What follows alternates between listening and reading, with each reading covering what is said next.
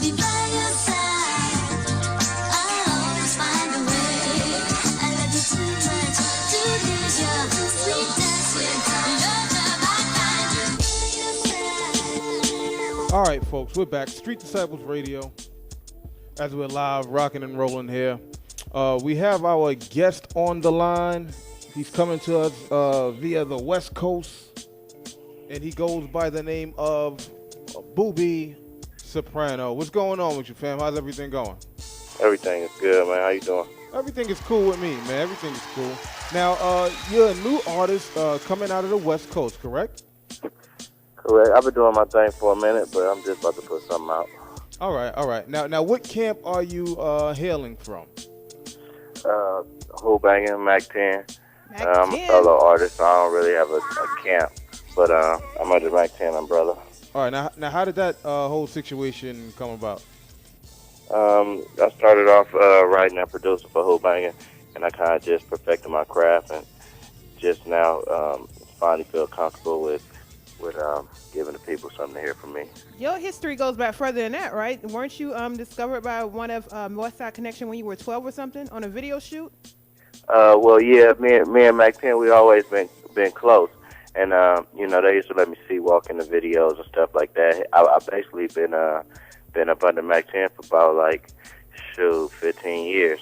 Like when I was a kid, he used to just let me ride with him, and I went to the studio with him, got right.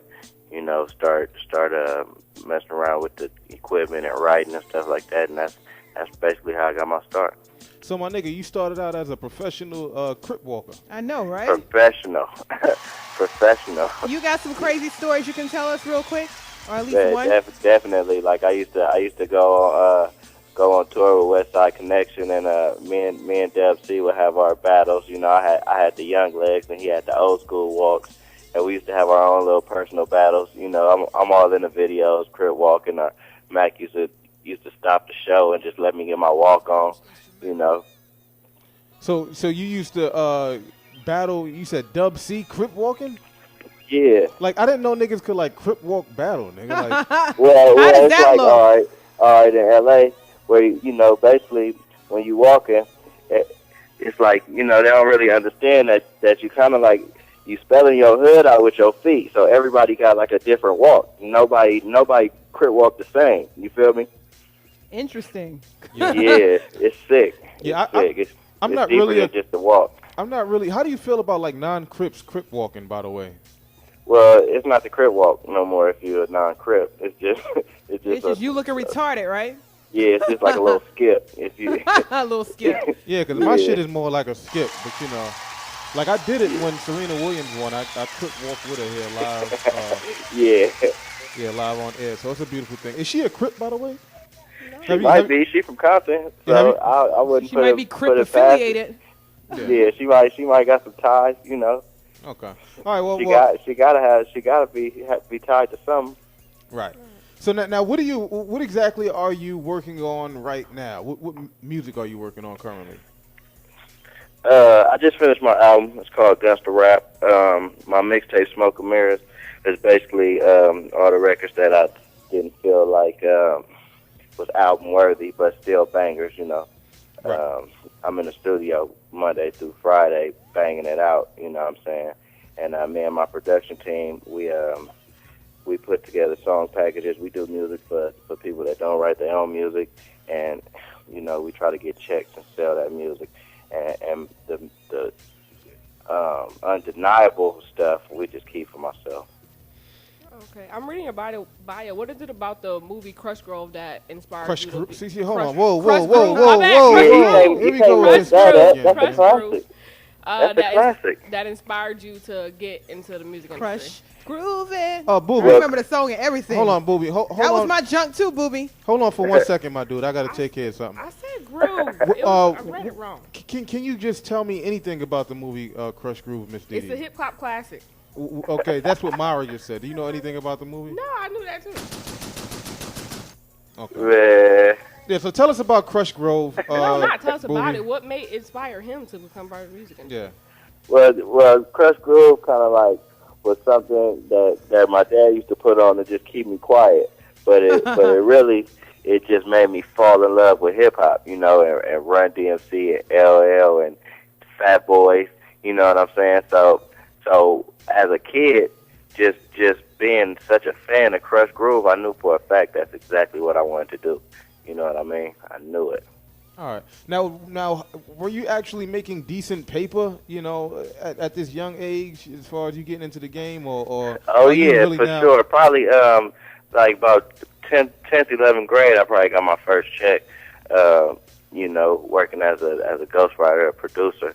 You know, I was the pen behind a lot of stuff. Give me You know some what I mean? examples. I was about to yeah, say give me some that. examples of what you was behind, so you know, Yes. maybe we could take some credit away from wanna some of the know. niggas that was rapping. Well, as earlier in my career, you know, it was kind of like you can't really, as a ghostwriter, like in rap, you know, they don't really want you to talk about Put them on blast like that. Yeah, it's different with rap and R&B.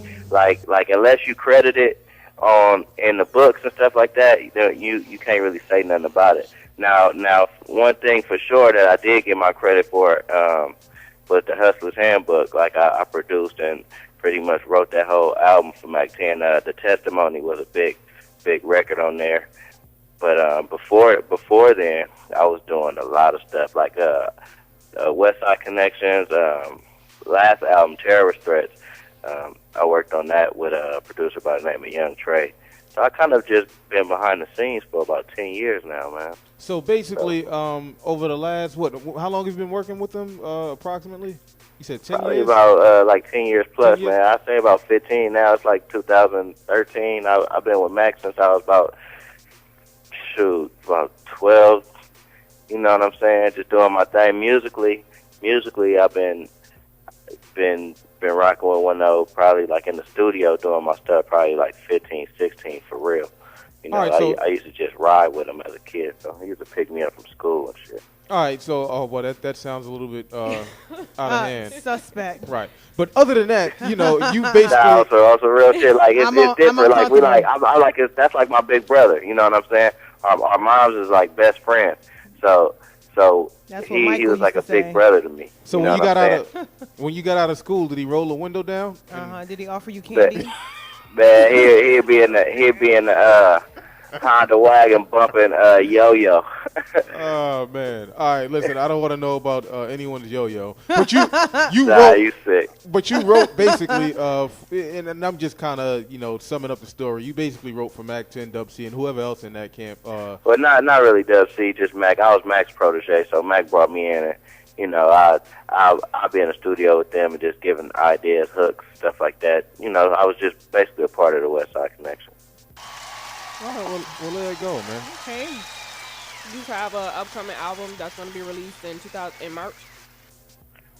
What you say? Yeah, he You talked have, about his album. no, it's going to be in March. Gangsta Rap. That's the rap, yeah. What you over there doing? I hear a kitty in the background. Who kid is that? Man, that's my daughter.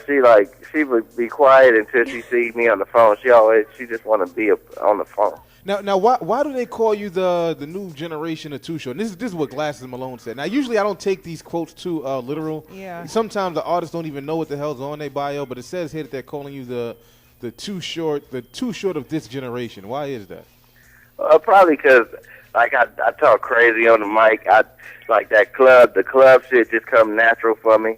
Like I'll rock out. You know what I'm saying? Some people kind of like, Too Short just don't care what he say, and make it sound good.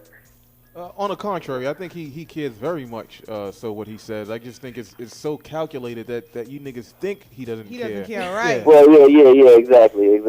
I think this nigga Exactly. goes home and writes a I lot know, of the right? shit that he says. And memorize it. Right, and memorizes the shit. All right, I'm gonna say this when it's as soon as I get on this record, Uh-huh. I'm gonna say, bitch, nigga, what's wrong with your knees? You better start walking on them shits.